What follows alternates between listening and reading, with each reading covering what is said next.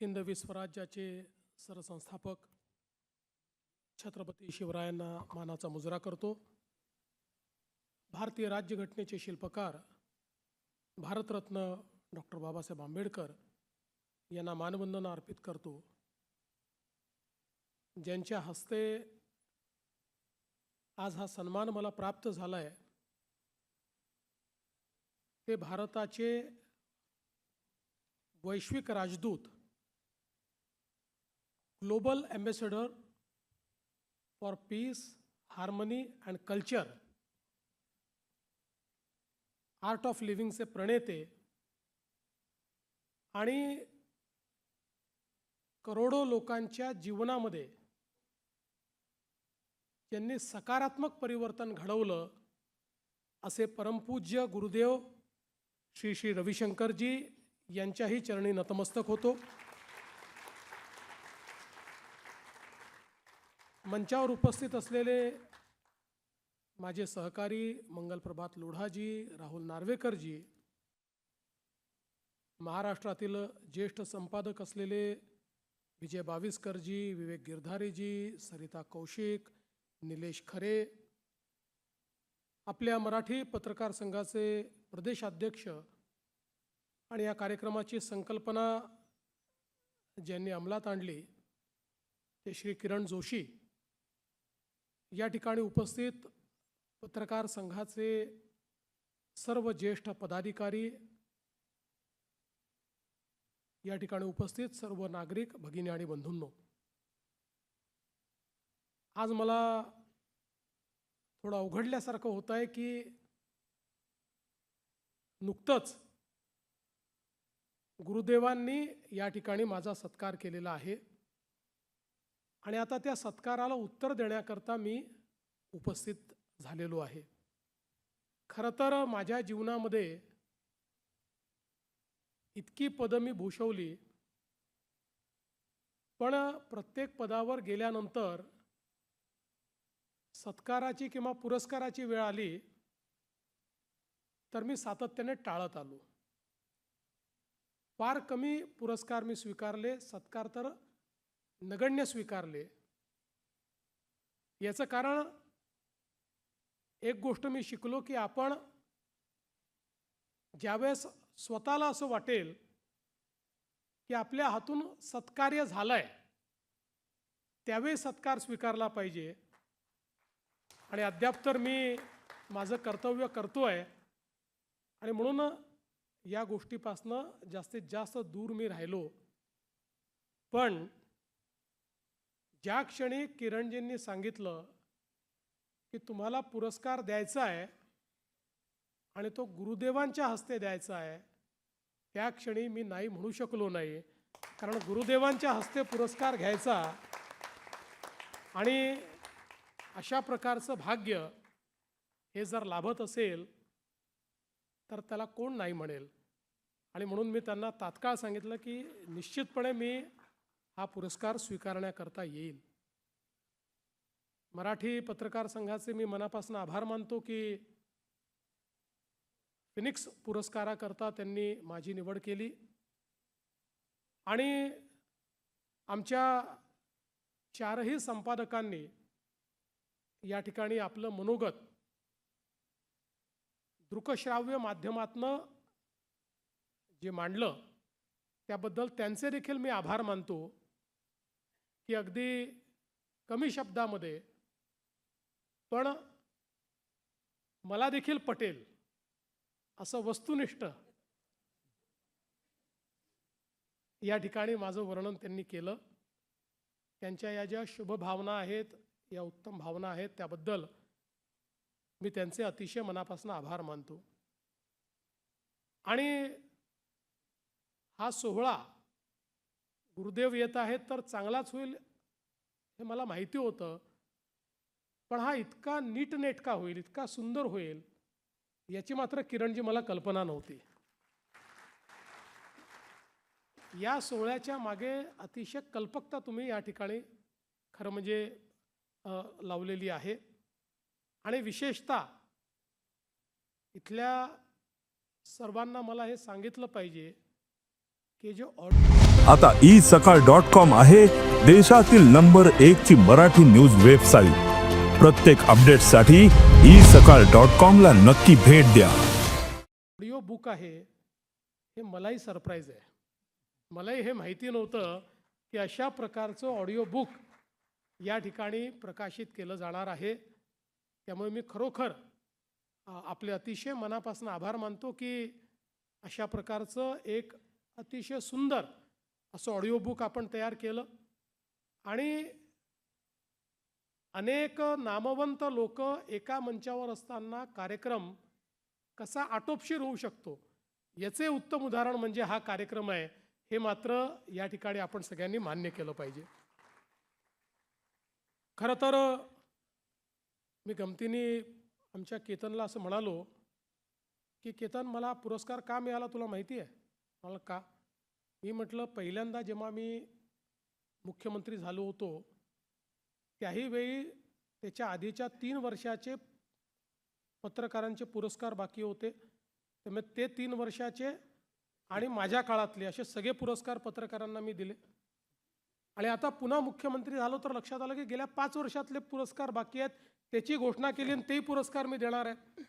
त्यामुळे सर्वाधिक पुरस्कार देणारा मुख्यमंत्री म्हणून यालाही एक पुरस्कार देऊन टाका असा तर विचार आमच्या पत्रकारांच्या मनामध्ये आला नाही ना, अशी एक शंका माझ्या मनामध्ये उत्पन्न झाली जी मी केतनला बोलून दाखवली.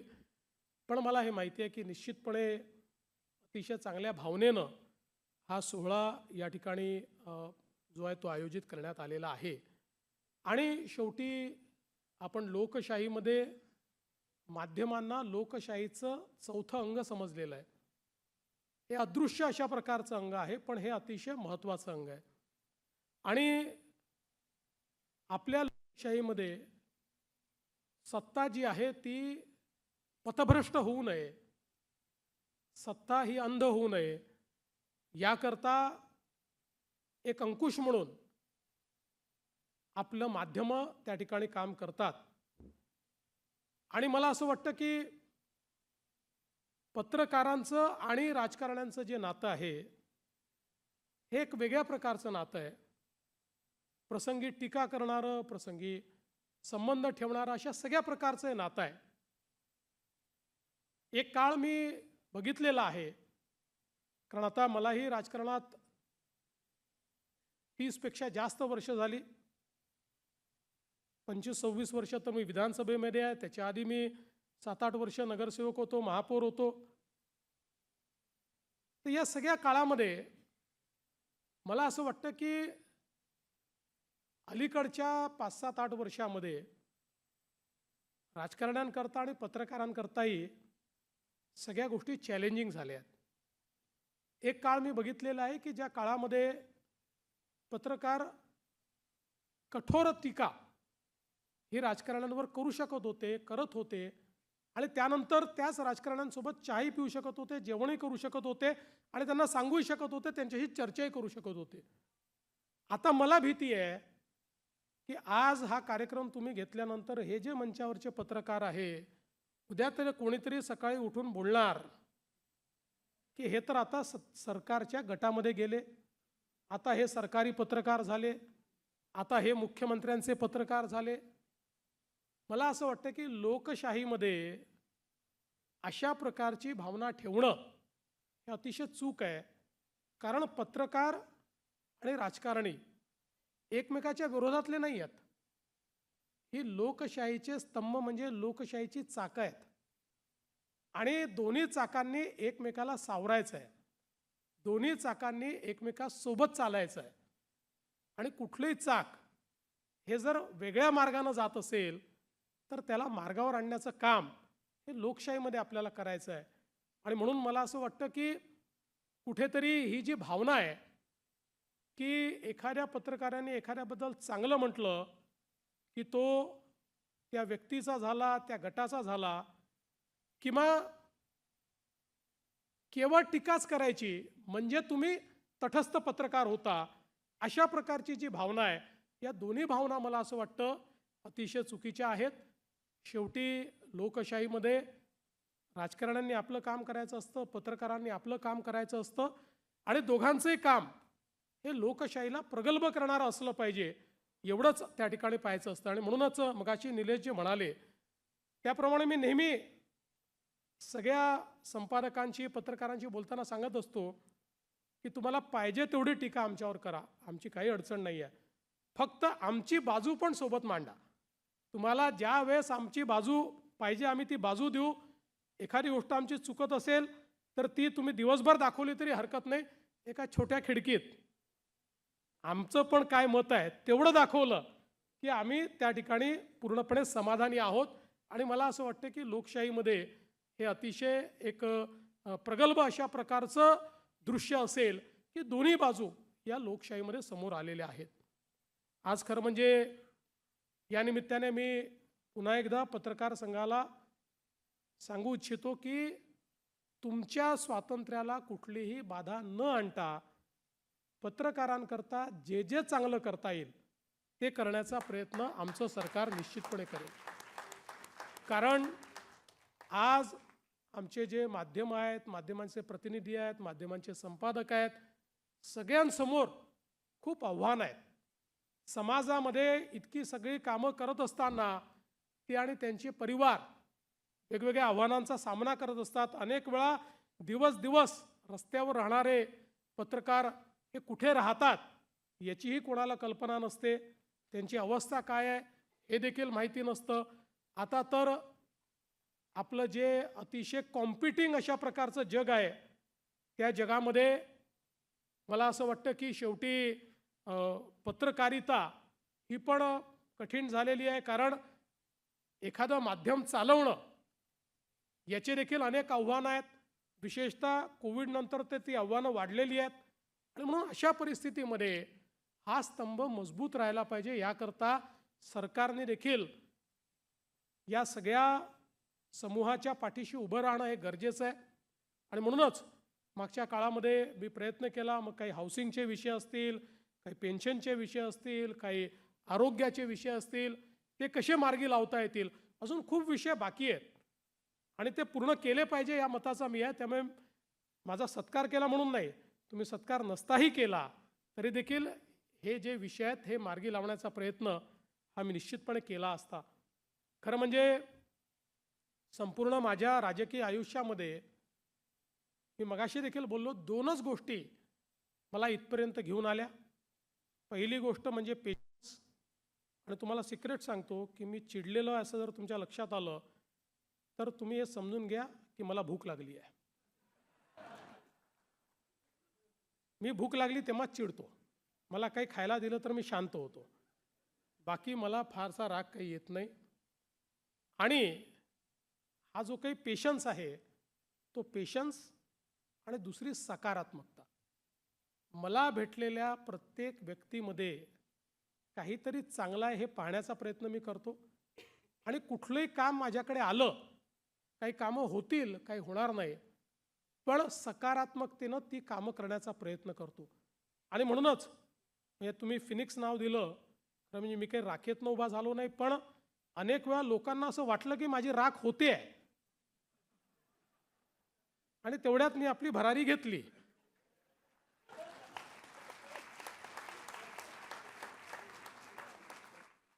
तर ही का घेऊ शकलो? कारण जेव्हा जेव्हा राखेचा क्षण आला त्यावेळी त्याला सकारात्मकतेनं पुढे गेलो. आव्हानांपासून कधी पळालो नाही, आव्हानांना सामोरं गेलो, आव्हानांचा सामना केला, सकारात्मकतेनं केला, द्वेष केला नाही, माणसं झुंजवली नाहीत, टोकाचं राजकारण केलं नाही. आणि म्हणूनच मला असं वाटतं की या सगळ्या विपरीत परिस्थितीतनं एक एक पाऊल मी पुढे जात गेलो. आणि मला या गोष्टीचं समाधान आहे. मागे वळून जेव्हा पाहतो त्यावेळेस एक 25 अशा गोष्टी मी सांगू शकतो की ज्या गोष्टी ज्या जनरेशनल आहेत, ज्या अनेक पिढ्यांच्या कामी येतील अशा करू शकलो, त्या गोष्टी घडवण्याचं भाग्य मला लाभलं. मला असं वाटतं याच्या पाठीमागे ही जी एक सकारात्मकता मी नेहमी ठेवलेली आहे ती सकारात्मकताच याच्याकरता कारणीभूत आहे. आणि म्हणून मला असं वाटतं की आज हा जो काही पुरस्कार या ठिकाणी मिळालेला आहे आणि तोही मला पुन्हा याचा उल्लेख केला पाहिजे की गुरुदेव श्री श्री रविशंकरजी यांच्या हस्ते पुरस्कार. गुरुदेव हे केवळ एक स्पिरिच्युअल गुरु नाही आहेत, तर स्पिरिच्युअलिटी सोबत ते सन्मार्ग दाखवणारे आहेत, ते परिवर्तन घडवणारे आहेत.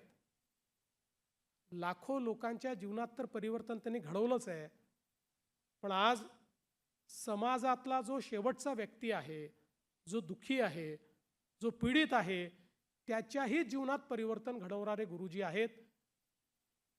महाराष्ट्रासहित देशातल्या अनेक शेतकऱ्यांची निराशा दूर करून त्यांच्या जीवनामध्ये आशेचा किरण निर्माण करणं, त्यांना शेतीमधले बदल शिकवणं, जलसंधारणाचं काम करणं, जलदूताप्रमाणे दुष्काळी भागामध्ये जलसाठ्यांची निर्मिती करणं, अशी अनेक कामं सांगता येतील की जी कामं गुरुदेवांनी आणि गुरुदेवांच्या प्रेरणेनं आर्ट ऑफ लिव्हिंग या संघटनेने केली.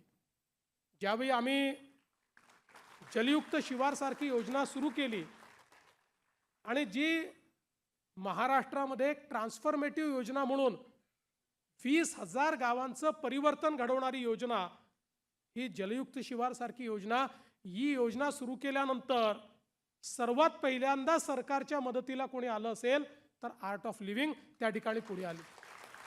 आणि इतक्या मोठ्या प्रमाणात नदी खोलीकरण, नाले खोलीकरण असेल, गाळ काढण्याचं काम असेल, त्या ठिकाणी धरणातला गाळ काढण्याचं, तलावातला गाळ काढण्याचं काम असेल, वेगवेगळ्या प्रकारचे स्ट्रक्चर्स तयार करायचे असतील, अतिशय सायंटिफिक पद्धतीनं आर्ट ऑफ लिव्हिंगनी आपले स्वतःचे कार्यकर्ते प्रशिक्षित करून त्या ठिकाणी सरकारसोबत काम केलं आणि समाजाला प्रेरित केलं. आणि गुरुदेवांच्या आशीर्वादामुळे आणि त्यांच्या प्रेरणेमुळे हजारो लोक हे आपल्याला त्या ठिकाणी रोज सकाळी श्रमदान करताना दिसले. आणि आपण आपल्या जीवनात परिवर्तन घडवू शकतो हे आर्ट ऑफ लिव्हिंगने अनेक गावातल्या लोकांना शिकवलं. जलसंधारण झालं, मग पीक पद्धती झाली, मग त्याच्यामध्ये प्रयोग झाले, मग सेंद्रिय आपल्याला पीक पद्धती कशी करता येईल याचा विचार झाला, गोवंशाचा विचार झाला. एकूणच जे काही आपलं अर्थकारण आहे आणि ग्रामीण भागातलं अर्थकारण आहे याच्यावर एक सकारात्मक बदल घडवण्याचं काम हे गुरुदेवांनी केलं. आणि आजही ते काम अखंडपणे त्यांचं चाललंय. महाराष्ट्रात चाललंय, महाराष्ट्राबाहेर संपूर्ण भारतामध्ये चाललंय. आणि हे जे आर्ट ऑफ लिव्हिंगचं काम आहे हे अनेक देशांमध्ये देखील त्या ठिकाणी चाललेलं आहे. आणि म्हणून मी पहिल्यांदा जो उल्लेख केला की आज भारतीय संस्कृती, भारतीय योग पद्धती, भारतीय चिकित्सा पद्धती या सगळ्या गोष्टींना एक जागतिक मान्यता मिळाली आहे. त्याच्या पाठीमागे जी मंडळी आहेत त्यात प्रामुख्यानं गुरुदेवांचं नाव आपल्याला घेता येईल की ज्यांनी आपल्या भारतीय संस्कृतीला, योग पद्धतीला, चिकित्सा पद्धतीला जगामध्ये मान्यता मिळवून दिली. आणि मला आजही आठवतं की त्यांनी दिल्लीमध्ये जे ग्लोबल हार्मनीचं एक संमेलन घेतलं होतं, जगातल्या शेकडो देशातनं विविध त्या ठिकाणी पंथाचे लोक, विविध धर्माचे लोक, विविध विचाराचे लोक हे सगळे एका मंचावर आले होते. ज्या प्रकारे स्वामी विवेकानंदांनी धर्म परिषदेमध्ये भारतीय विचारांना जागतिक वारसा मिळवून दिला, त्याचंच प्रत्यंतर हे यमुनेच्या तीरी आम्ही गुरुदेवांच्या माध्यमातनं त्या हार्मनी परिषदेमध्ये बघितलं. आणि एक प्रकारे भारतीय विचार हा जगामध्ये पोचवण्याचं काम आणि जगातल्या लोकांना एकत्रित आणून आम्ही पूजा पद्धतीने वेगळे असू पण शेवटी आम्ही सगळे मानव आहोत आणि मानवता हा आमचा धर्म आहे, अशा प्रकारचा विचार जो गुरुदेवांनी त्या ठिकाणी दिला, मला असं वाटतं की ते खऱ्या अर्थानं एक वैश्विक विचार घेऊन त्या ठिकाणून सगळे लोक परत गेलेले आहेत. आणि म्हणून मला असं वाटतं की अशा प्रकारचे गुरुदेव आज या ठिकाणी आले आणि त्यांनी माझा सत्कार केला. मला असं वाटतं की या फिनिक्स हा जो काही पुरस्कार आहे, या पुरस्काराचाही सन्मान वाढला आणि माझाही सन्मान वाढला. त्याबद्दल मी मराठी पत्रकार संघाचं अतिशय मनापासून आभार मानतो. आणि पुन्हा एकदा मराठी पत्रकार संघाला आणि त्यांच्या माध्यमातून महाराष्ट्राच्या समस्त जनतेला आश्वस्त करू इच्छितो की मगाशीच असं सांगितलं की हे पद नाही, ही जबाबदारी आहे. ही जबाबदारी प्रामाणिकपणे आणि पूर्ण क्षमतेनं या ठिकाणी पार पाडत महाराष्ट्राला सर्वोच्च स्थानावर न्यायचं, हा जो आपला प्रयत्न आहे, तो प्रयत्न सातत्याने मी करतच राहीन. आणि या प्रयत्नामध्ये हा जो काही फिनिक्स सन्मान सोहळा आहे, हा जो पुरस्कार तुम्ही दिलेला आहे, या पुरस्कारामुळे हे कार्य करण्याची शक्ती माझी द्विगुणित होईल, हा विश्वास मी व्यक्त करतो. पुन्हा एकदा आमच्या मराठी पत्रकार संघाचे आणि आमच्या चारही संपादकांचे अतिशय मनापासून आभार मानतो, गुरुदेवांचे आभार मानतो आणि माझं बोलणं संपवतो. धन्यवाद. जय हिंद, जय महाराष्ट्र.